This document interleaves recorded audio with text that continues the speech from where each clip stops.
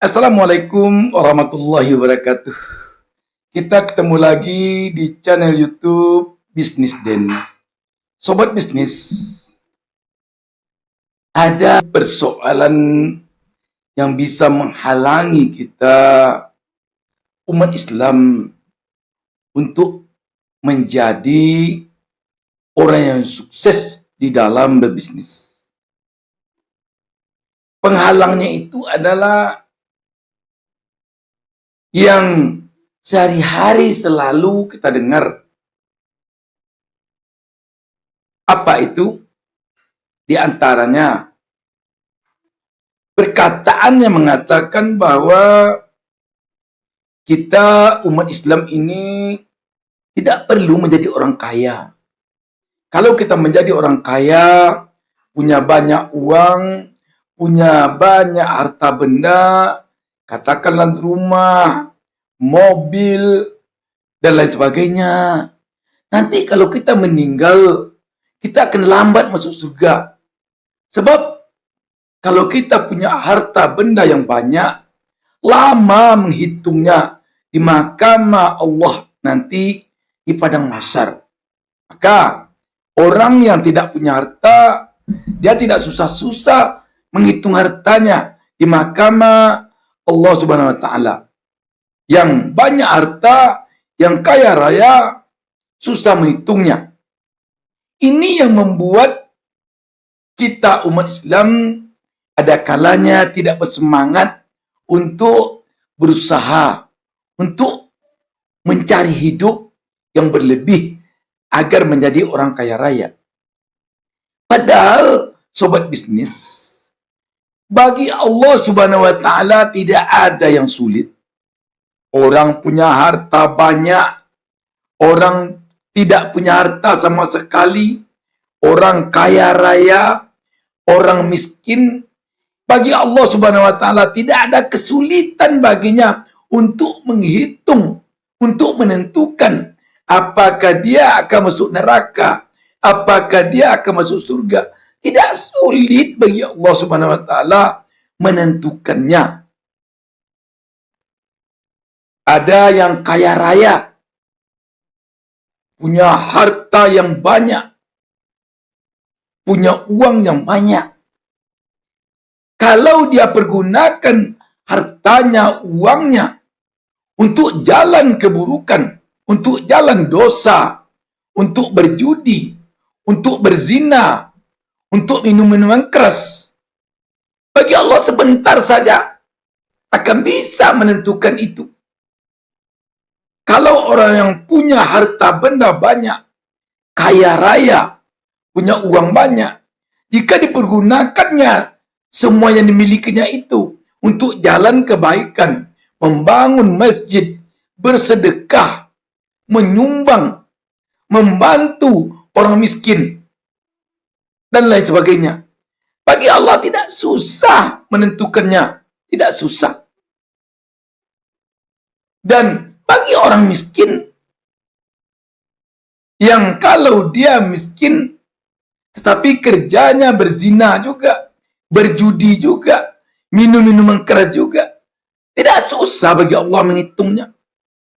Dia orang miskin, tetapi dia gemar beribadah, senang berbuat baik, sesuai dengan kemampuannya. Tidak susah bagi Allah menentukannya. Jadi artinya, orang mau kaya raya, orang mau miskin, bagi Allah Subhanahu wa taala tidak akan ada kesulitan sama sekali menentukan orang itu nanti di mahkamah Allah di padang mahsyar apakah dia akan masuk surga ataukah dia akan dilemparkan ke dalam neraka. Tidak susah bagi Allah. Kenapa tidak susah? Allah itu punya sifat kun fayakun. Bagi Allah itu kalau jadi ya jadi. Menghitung pasir di pantai tidak sulit bagi Allah. Kun fayakun. Jadi katanya jadi. Menghitung buih di lautan tidak sulit bagi Allah. Menghitung kayu di rimba raya tidak sulit bagi Allah. Apa Apalagi menghitung kekayaan manusia. Kalaulah sulit menghitung kekayaan manusia, mungkin akan kesulitan Allah menghitung kekayaan Nabi Sulaiman. Belum ada sampai saat ini semenjak era Nabi Sulaiman dulu lagi manusia yang sekaya dia sampai sekarang belum ada. Tetapi dia berbuat baik, taat kepada Allah Subhanahu wa taala, dia akan masuk surga. Siapa di antara kita yang mengatakan Nabi Sulaiman akan penghuni neraka?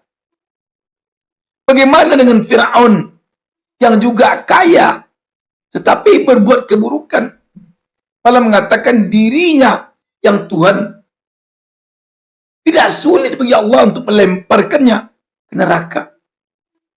Jadi tidak ada alasan kalau ada yang mengatakan untuk apa kita kaya, orang kaya nanti lambat masuk surga dibandingkan orang miskin. Tidak ada itu. Dan itulah selama ini yang menyurutkan semangat umat Islam untuk menjadi orang kaya raya. Banyak yang terpengaruh oleh itu, sehingga untuk apa kita kaya? Kita nanti akan jadi kayu api di neraka. Lebih baik kita miskin, kita nanti penghuni surga. Untuk apa kita kaya? Kalau kaya kita lama menghitung kekayaan kita nanti di mahkamah Allah, di padang mahsyar. Lebih baik kita miskin, sebentar saja menghitungnya. Seakan-akan Allah itu katanya sama dengan kita manusia, punya kalkulator, punya pulpen, punya buku, menghitungnya satu persatu. Bukan begitu bagi Allah. Bagi Allah, kun fayakun. Jadi katanya, jadi. Maka saya katakan, menghitung pasir di pantai bagi Allah tidak sulit. Apalagi menghitung kekayaan manusia. Selanjutnya, yang juga menghambat umat Islam itu untuk kaya raya, untuk menjadi pebisnis sukses, pengusaha sukses. Yang menghambatnya antara lain, untuk apa kita di dunia ini bersusah payah mengumpulkan kekayaan? Untuk apa? Kita hidup tidak akan lama, sebentar lagi juga akan mati. Untuk apa? Ingatlah bahwa harimau mati meninggalkan belang, gajah mati meninggalkan gading, manusia mati meninggalkan nama. Jadi dengan demikian, memang hidup kita tidak akan lama, tetapi hidup anak cucu kita akan lama. Lama dalam artian akan sambung bersambung dari generasi yang satu ke generasi berikutnya. Dari kita ke cucu kita, ke cicit kita, begitu seterusnya nanti sampai hari kiamat. Kita jangan sampai menjadi orang yang egois, hanya memikirkan diri kita sendiri saja. Ingatlah, Rasulullah ketika beliau di saat-saat akan meninggal, yang beliau sebut bukanlah nasib diri beliau, tetapi adalah ummati, ummati, ummati, umatku, umatku, umatku. Kalau Rasulullah berpikir tentang umat Islam seluruh dunia ini sampai nanti hari kiamat, kita masa memikirkan dari anak ke cucu ke cicit saja tidak mau? Kita mengatakan juga bahwa kita umat Nabi Muhammad SAW. Katakanlah kita tidak punya anak cucu. Kita tentu masih ingat bahwa di Mekah itu sekarang, di Mekah itu ada sahabat Nabi yang sampai sekarang ada juga harta kekayaannya yang bisa dimanfaatkan oleh orang lain. Makanya tidak bisa dijadikan alasan untuk apa kita susah-susah berusaha di dunia ini. Kita juga hidup tidak akan lama, sebentar juga akan mati. Tidak bisa itu dijadikan alasan untuk kita tidak bekerja keras di dunia ini. Tidak bisa. Sebab kalau kita nanti meninggal, tentu lebih baik kita meninggalkan harta yang banyak, meninggalkan uang yang banyak untuk jalan kebaikan bagi keturunan kita, dibandingkan kita meninggalkan utang yang banyak, meninggalkan dosa yang banyak. Jadi, kalau selama ini ada yang berpendapat tidak perlu bekerja keras, tidak perlu bersusah payah di dunia ini, karena hidup juga tidak akan lama. Itu tidak bisa dijadikan alasan untuk kita bermalas-malasan di dunia ini. Satu hal lagi yang tidak kalah pula besar hambatannya untuk orang menjadi kaya, untuk orang bekerja keras di dunia ini adalah yang mengatakan bahwa Rasulullah itu orangnya miskin.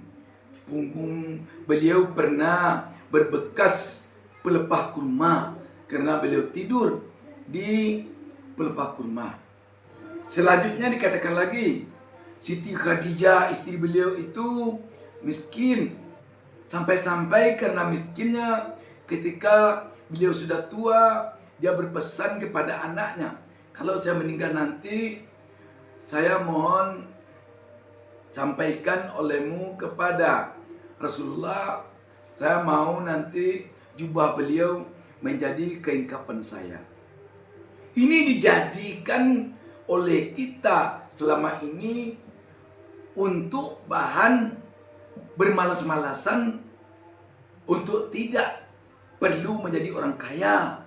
Karena Rasulullah miskin, Siti Khadijah istri beliau miskin. Untuk kita ketahui, Rasulullah itu seorang pebisnis, beliau orang kaya. Siti Khadijah itu seorang pebisnis, orang terkaya di Mekah. Buktinya apa? Ketika Rasulullah menikah dengan Siti Khadijah, berapa mahar Siti Khadijah oleh Rasulullah? 20 ekor unta. Kalau 20 ekor unta itu kita bawakan kepada mobil era sekarang. Dulu kendaraan yang paling bagus itu unta. Sekarang mobil. Kita sebutlah mobilnya mobil yang biasa-biasa saja. Taruhlah Avanza, Xenia, atau sejenisnya. Kalau sekarang Avanza, Xenia, atau Sigra, harganya 200 juta satu unit. Kalau 20, 2 kali 2, 4. Jadi berapa jumlah mahar Rasulullah? 4 miliar. Kita berapa mahar kita? Biasanya kalau kita memberi mahar di saat menikah di era sekarang, sampai ke sekian 100 juta saja. Sulit kita dengarnya. Sulit. Ini membuktikan bahwa Rasulullah itu kaya. Beliau kaya. Harta benda beliau berikan ke jalan kebaikan untuk memperjuangkan agama Islam. Para sahabat di zaman Rasulullah itu kaya-kaya. Siapa kita yang tidak mengenal kekayaan dari Utsman bin Affan, Abu Bakar As-Siddiq, Abdurrahman bin Auf? Siapa kita yang tidak mengenal dia sebagai orang kaya kalau kita membaca sejarah Islam? Dan itu pula lah sebabnya di era Rasulullah tidak ada kita mendengar di era itu ada yang korupsi, ada yang makan sogok pejabatnya. Kenapa? Di samping imannya kuat, ekonominya mapan. Bagaimana menyogoknya kalau imannya kuat, ekonominya mapan? Kalau iman kuat, ekonomi morat-marit bisa goncang juga. Kalau ekonominya mapan, imannya yang morat-marit, ya susah juga. Tetapi di zaman Rasulullah, di samping iman para sahabat itu benar-benar kuat, ekonominya pun mapan.